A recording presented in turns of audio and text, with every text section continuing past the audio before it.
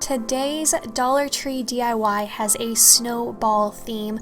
I'm obsessed with this. I have nothing like this in my Christmas decor collection, and so now I'm going to share with you guys how I put this together. Obviously, the first step is I'm showing you all the materials that I used to put this together. Not my cheapest Dollar Tree DIY. I will link the total cost of the project down below, but I think it was completely worth it. It doesn't look cheap to me like you would sometimes expect some DIYs to be from Dollar Tree. I think this turned out super cute and very charming, very rustic and farmhouse, so it's very trendy, and I'm hoping that you guys love this, and it's very easy to do, so you shouldn't have really too much problems being able to replicate this.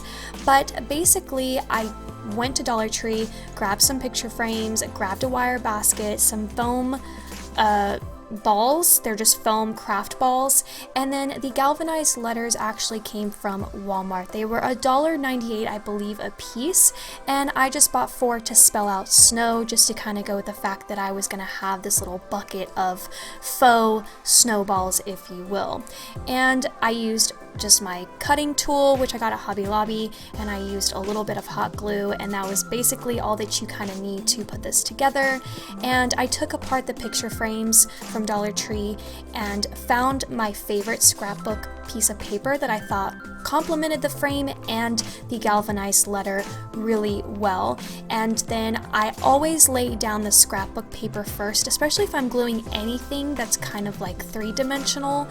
I don't know if it's three-dimensional, but you know what I mean. If it's like bulky, I'm not going to put the glass frame first. I'm going to put the paper first so that I can then hot glue the object to the paper. And then I still keep the glass frame, I just put it behind the image just to kind of give it some extra support in the picture frame. And that way, if I ever want to repurpose these picture frames into something else, I'll always still have the glass frame that came with it.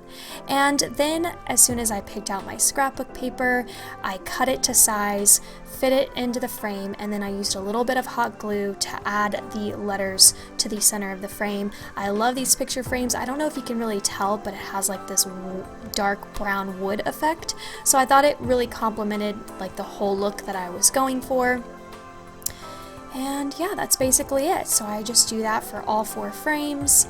And I will say that the W is actually an M, but Walmart, I could not find a W, so I just repurposed the M and turned it upside down, and it was just a W for me. And then once I completed my frames, I took my wire basket. I also got this at Dollar Tree, and they have these baskets in black as well. And of course, if you really needed to, you could always spray paint them to like whatever color you want. And then I just filled it up with a couple of these little packages of these foam balls from the craft aisle at Dollar Tree and poured those in. I love how there's like different sizes. And then they are selling some of the bigger large foam balls individually, so I only bought 2 because I just didn't want to spend that much money on faux snowballs, if you will. But it was as simple as just opening up the package, pouring them into the basket, and then I saved the 2 individual larger foam balls to put on top. And it was that simple, you guys. Again, I will list the total cost and all the materials down below for you. I hope that you guys enjoyed this video, and I'll see you again soon. Don't forget to click subscribe, leave me a comment on what you think about this DIY, and if you replicate this, go over to my Instagram and send me pictures so that I can see how it turned out. I would love to see y'all's finished product and the different like scrapbook papers that you used or picture frames, etc.